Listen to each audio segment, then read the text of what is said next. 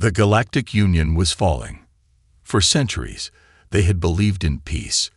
Their alliance of hundreds of alien species had created a civilization built on diplomacy, science, and trade. War was something they avoided at all costs. But now, war had come to them.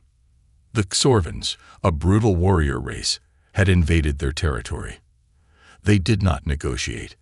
They did not spare civilians. Their massive warships burned planets.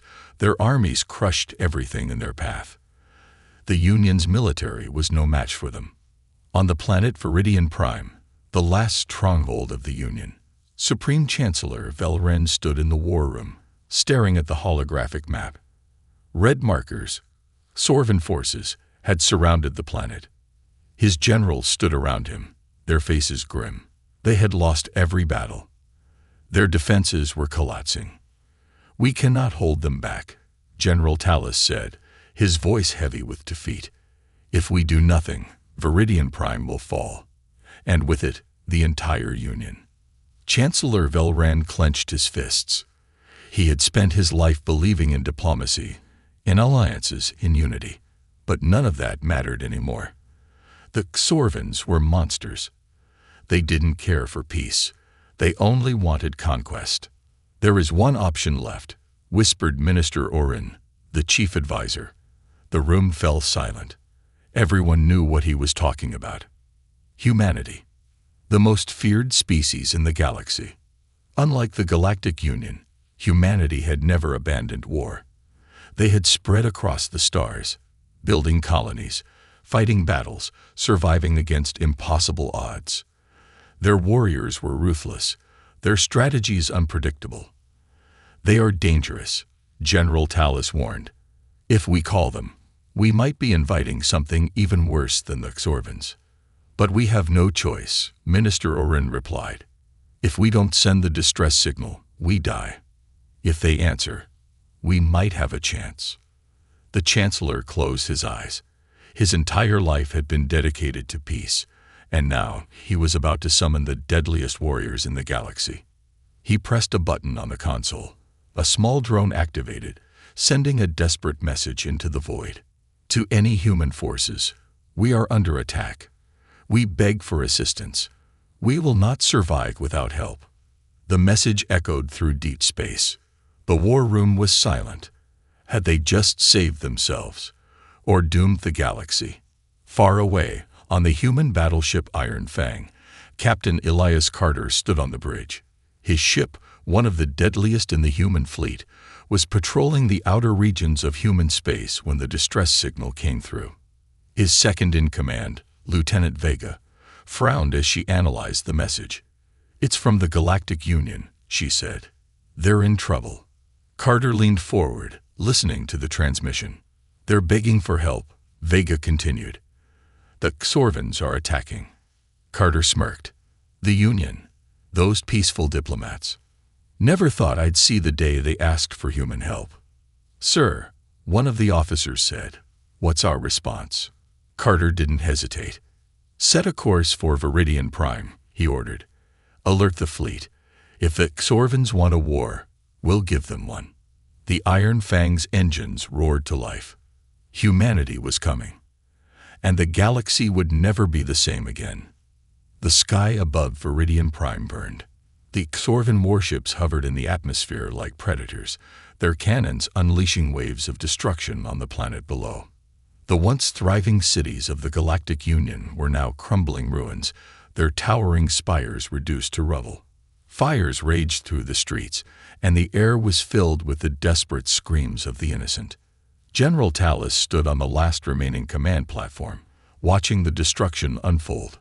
His soldiers were exhausted, their weapons nearly useless against the Xorvan war machines.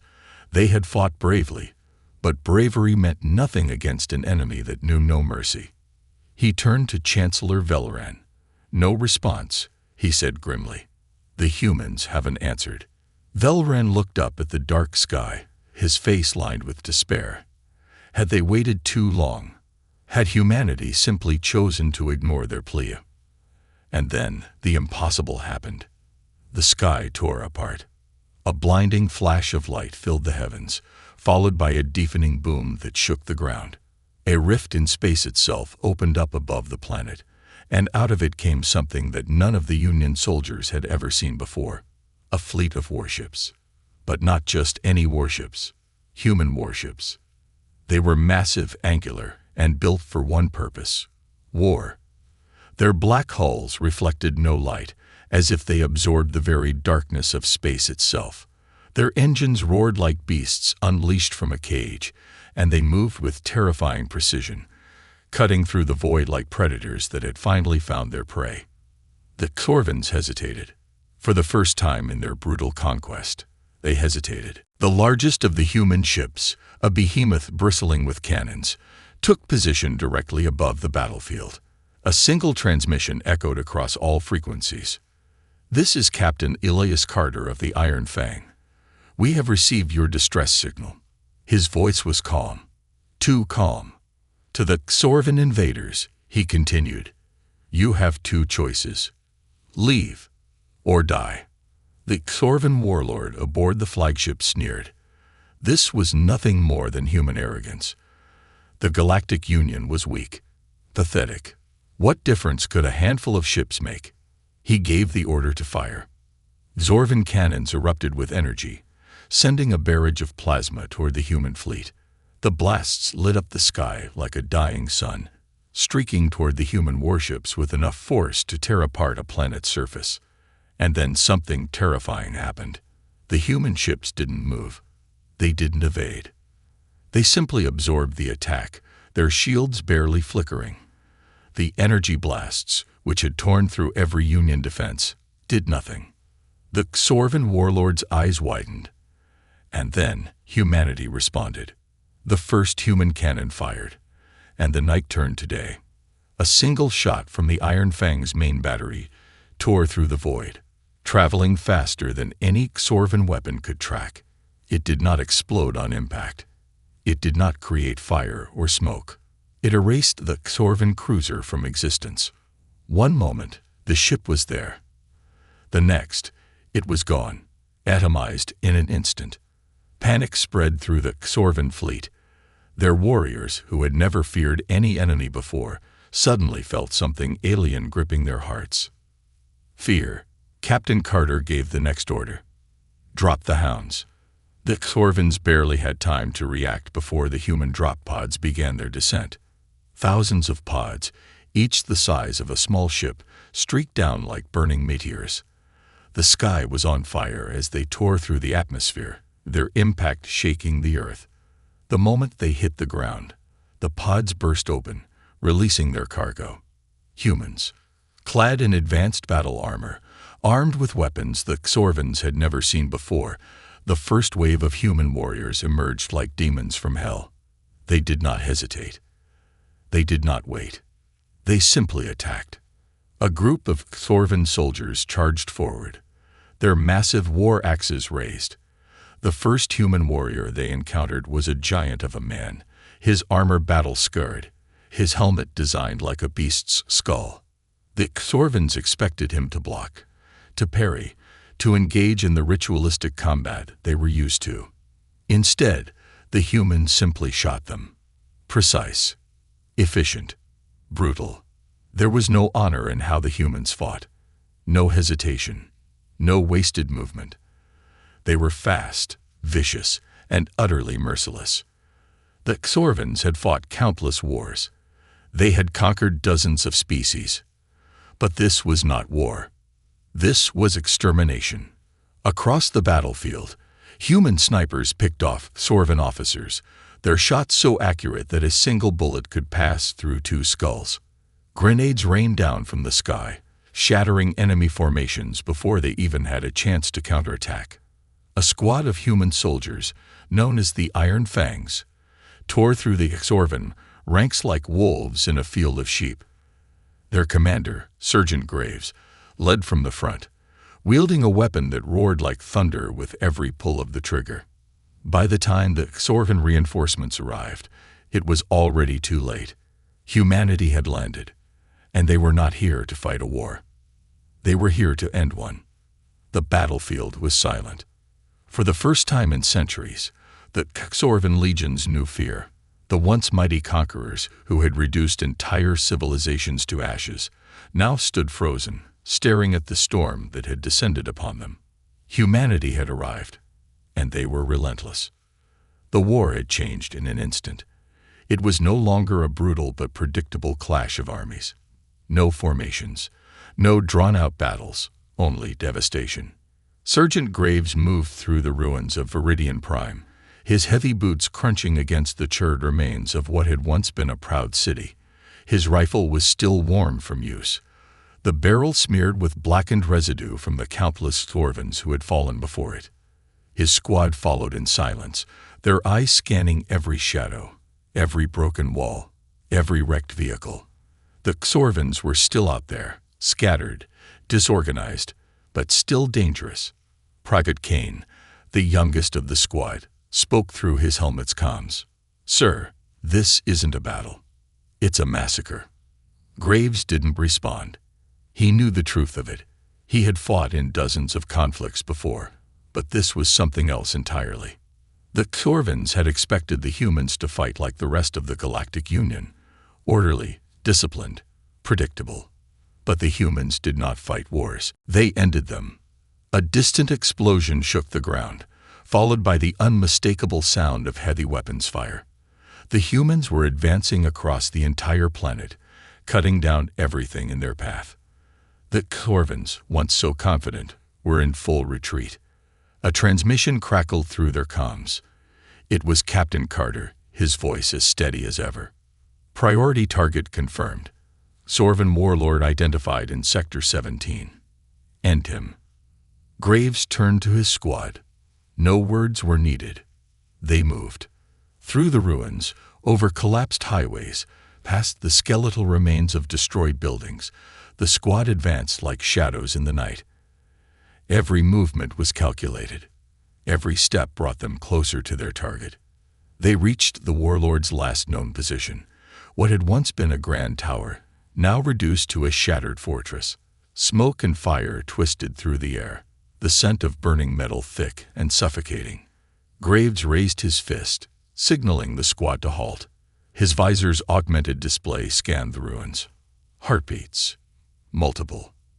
Xorvan warriors. The warlord wasn't running. He was waiting. Graves allowed himself a smirk. Good. He switched to thermal vision. The Xorvans were clustered in defensive positions, energy weapons charged and ready. They wanted one last stand. A mistake. Graves gave the signal. A single grenade arced through the air, landing dead center in the enemy stronghold. The explosion sent a shockwave through the ruins, followed by a burst of light and sound that shattered stone and steel alike. Before the dust settled, the humans attacked. They moved fast, faster than the Xorvans could react. Private Kane took down two with precise shots to their exposed weak points. Corporal Vance cleared a corridor with a well-placed explosive, sending alien bodies flying.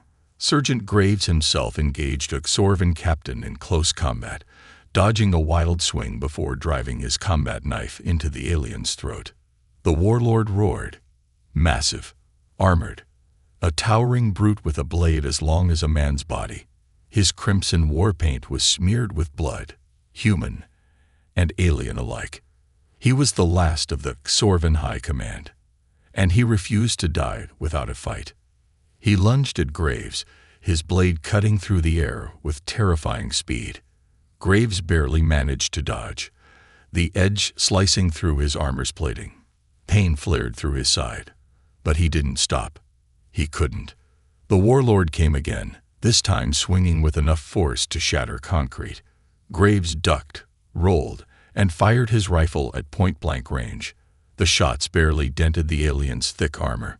The warlord grinned. He thought he had won. Graves let his rifle fall, drawing a blade of his own. The Xorvan snarled in amusement. "You challenge me with a knife, human." Graves didn't answer. He lunged. Fast, brutal, efficient. The warlord swung his massive sword, but Graves was already inside his guard. His knife found its mark. The gap beneath the warlord's jaw, right between the armor plates. The blade sank deep. The warlord's eyes widened in shock. His weapon fell from his grasp. He staggered, choking on his own blood. Graves twisted the blade, and the last Xorvan warlord fell. Silence. The rest of the squad stood in the ruined stronghold, weapons raised, waiting for another attack. But there was nothing. No more enemies. No more resistance. The war was over. A transmission echoed through the battlefield. It was Captain Carter again, his voice filled with quiet finality. Mission accomplished. Viridian Prime is secure. A cheer erupted through the human comms. The Galactic Union forces, watching from a distance, could only stare in stunned silence. The Xorvans had ruled the stars through fear, through cruelty, through raw, unchallenged power. And now, they were nothing more than a dying memory. Humanity had answered the call for help, and in doing so, they had reminded the galaxy why no one should ever cross them.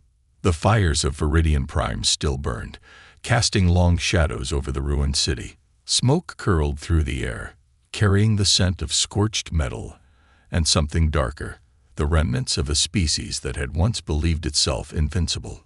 Sergeant Graves and his squad stood atop the shattered remains of the Xorvan warlord's fortress, their armor streaked with blood and dust. Around them, the battlefield lay silent.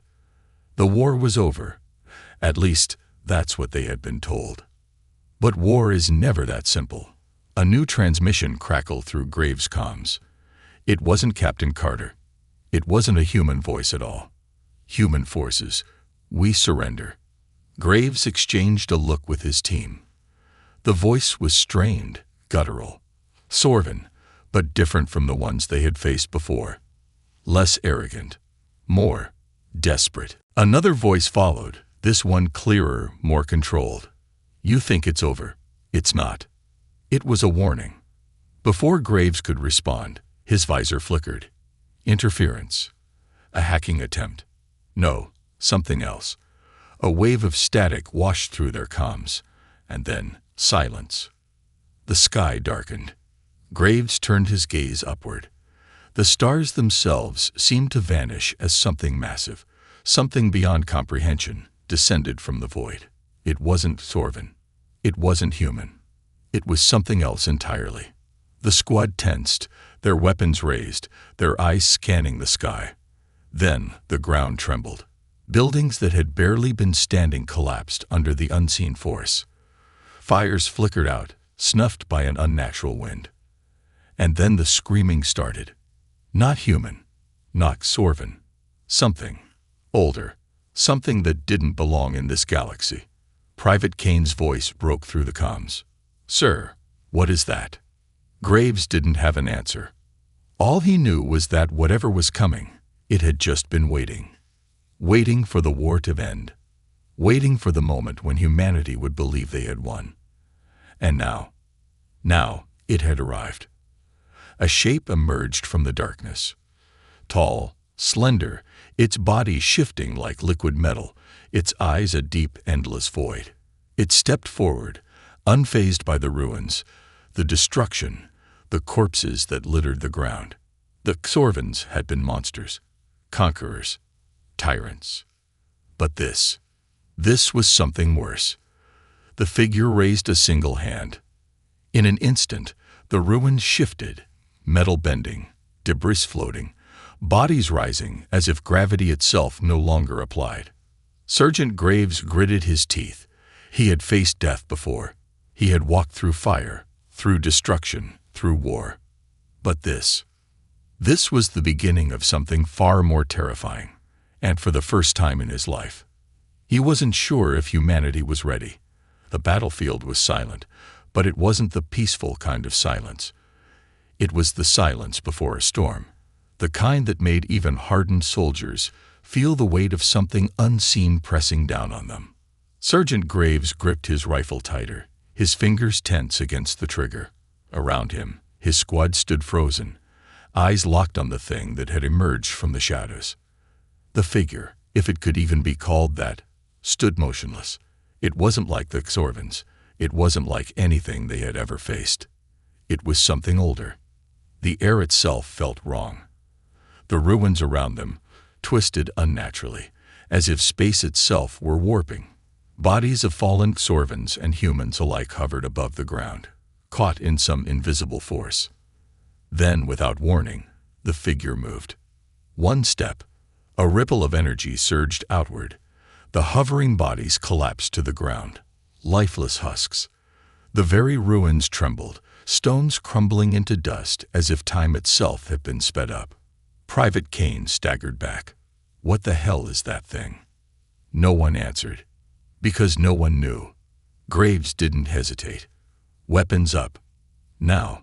The squad reacted instantly, their training overriding their fear. Rifles locked onto the figure, targeting systems struggling to analyze the unknown threat. The thing tilted its head, as if curious. Then it raised a hand. Graves had fought Sorvans in brutal close combat. He had seen entire cities reduced to rubble in orbital bombardments. He had even survived the infamous night siege of Titan, where thousands of human soldiers were slaughtered in a single evening. But this was different. The moment the figure lifted its hand, Graves felt an impossible force grip his body. Not just him, all of them, the entire squad. They were lifted into the air. Panic surged through him. He fought against it, but his limbs were frozen. His rifle dangled uselessly in his hands, his breathing ragged as his visor flickered with unreadable warnings. Kane gasped, his voice cracking through the comms. Sarge, I can't." And then the voice came. Not spoken, not heard. Felt. "You are not ready." The words weren't human.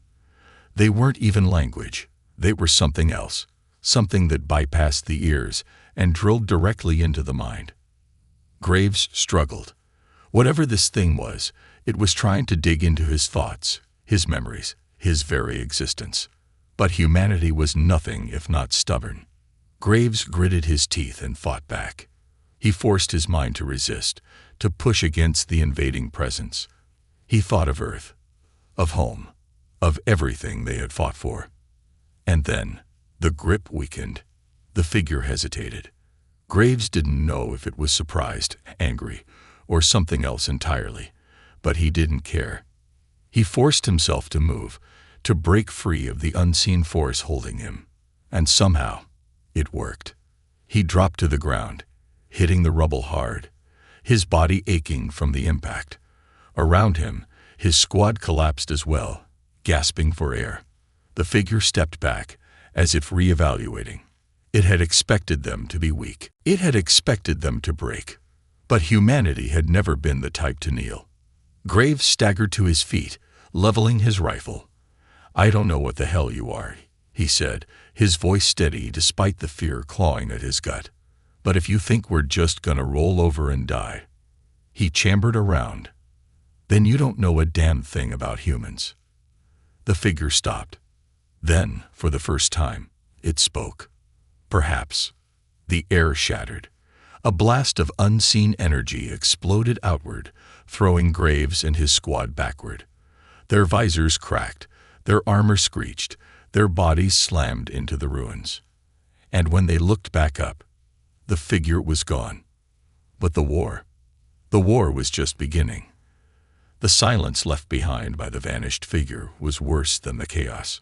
Sergeant Graves coughed, tasting blood in his mouth. His armor was cracked, the HUD flickering in and out, warning of internal damage. His squad lay scattered around him, groaning as they struggled to move. Whatever that thing had done to them, it had nearly broken them. Nearly. Graves forced himself to his feet, pain flaring through his ribs. His rifle was still in his grip, but it felt useless. For the first time in his career, a weapon in his hands felt more like a comfort than a tool of survival. Because how do you fight something you don't understand? Private Kane pulled off his cracked helmet, gasping. "Sarge, what the hell just happened?" Graves didn't answer. He couldn't. The air still felt wrong. Charged, like the very fabric of reality had been stretched too far and hadn't quite snapped back into place. Then his comm crackled. Command to all surviving units. Fall back. Repeat. Fall back. Graves glanced at his squad. Fall back. To where? The city was in ruins. Their extraction point had been obliterated. And more importantly, Command, this is Graves. Who are we falling back from? A long pause. Static. Then, a voice he barely recognized. General Hawthorne. Sergeant, you need to get your men out of there. Now, Graves had fought under Hawthorne for years. The man was ruthless, a hardened strategist who had once led an entire battalion into enemy territory without backup just to prove a point. And now he sounded afraid. Graves exhaled slowly. Sir, what aren't you telling me? More static. Then, they're not the only ones. The words sent a chill down Graves' spine. The hell does that mean? But before Hawthorne could respond, the sky ripped open. A tear, a jagged, pulsing rift carved into the fabric of reality itself. It stretched across the heavens, crackling with an energy that made Graves' teeth ache. From within, they emerged. Not the figure from before. Something worse. Shapes poured through the rift, shifting and writhing, their forms not quite solid. Limbs twisted in unnatural directions, eyes that shouldn't exist blinked in and out of sight. They moved without moving, their bodies phasing in and out of reality, as if they existed in multiple places at once. Kane's breath hitched. Oh, God. Graves had seen the worst of war. He had seen planets burn, entire species wiped out.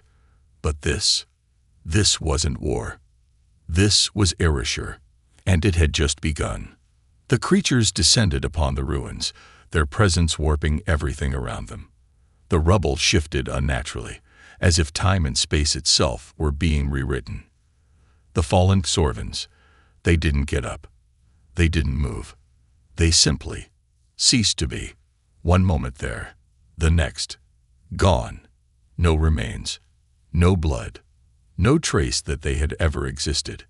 Graves took the shaky step back. His instincts screamed at him to run. Then his comm crackled again. Sergeant, Hawthorne's voice was tight. They're not invincible. Graves clenched his jaw. Sir, I just watched them erase an entire damn battlefield. Explain to me how we're supposed to fight that. Another pause. Then, because we have something they don't. The creatures turned, as if sensing the conversation. Graves swallowed hard. And what's that, sir?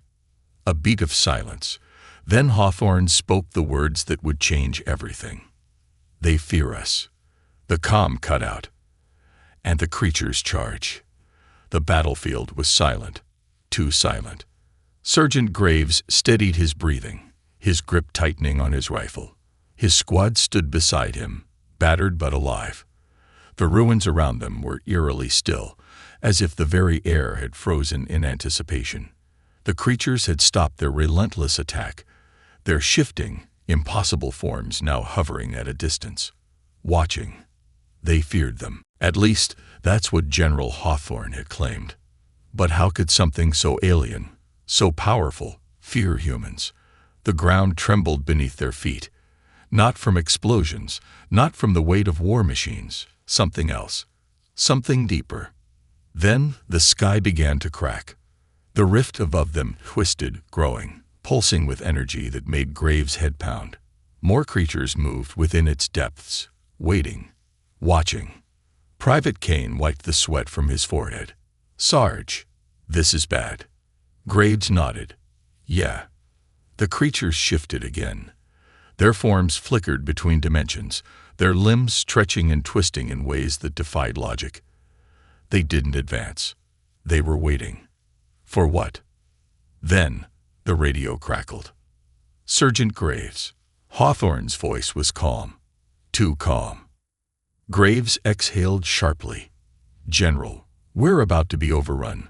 What's the plan? The plan is already in motion. What the hell does that mean? More static. Then, the real enemy just arrived. Graves' blood ran cold. He turned toward the horizon.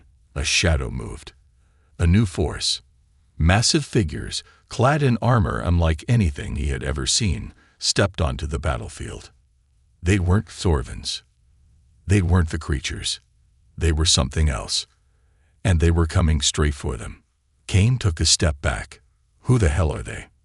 No answer. Then the first shot was fired. A streak of crimson light tore through the ruins, striking one of the creatures in midair. The moment the energy touched it, the creature screamed. A sound so high-pitched, so unnatural, it sent shivers through Graves' entire body. The creature disintegrated. No phasing, no shifting, no warping of reality. Just gone. The figures moved with precision. Their armor gleamed, reflecting the light of the rift. Their weapons hummed with power Graves couldn't begin to comprehend.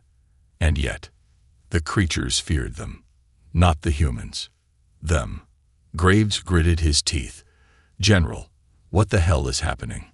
Hawthorne's voice was measured. "Sergeant, you need to understand something." The massive warriors marched forward, their movements perfectly synchronized. The creatures who had wiped out entire fleets, entire worlds, now hesitated. Hawthorne continued. The Xorvans were never the real threat. A cold dread settled in Graves' chest. "They were running," Hawthorne said. Graves' breath caught in his throat. "What?" "The Xorvans weren't invaders," the general said quietly. "They were refugees." Kane inhaled sharply. "Then that means..." A deep mechanical voice rang across the battlefield. It wasn't human. It wasn't anything Graves had ever heard before. Humanity. The warriors had stopped. Their leader stepped forward, towering, unshakable. The voice echoed again. "We have found you." And then, with terrifying certainty, it declared, "The hunt begins."